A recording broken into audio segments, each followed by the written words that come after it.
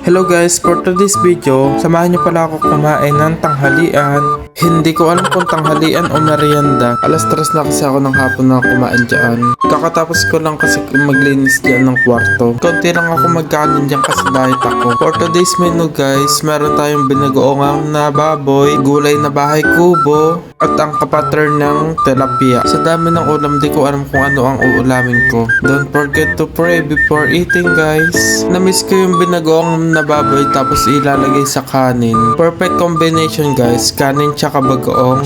Sarap. Nag-crave tuloy ako ng mangga. Sino may mangga dyan? Pahingi ako guys. At minekos-mekos ko na nga yung kanin tsaka bagoong. Kumain po rin kayo ng gulay guys para maging healthy kayo. Lalo na sa mga bata guys. Pinas forward ko na pala dyan kasi nakadalawang balik na ako ng kanin sa plato ko. Ang sarap kasi ng kanin tsaka bagoong. Paubos na yung kanin ko sa plato. Kulang na lang plato ang kainin ko. Pagkatapos ko kumain, inayos ko na rin pala dyan yung mga ulam kasi baka kainin ng alaga ko. Hanggang dito na lang guys. Bye bye!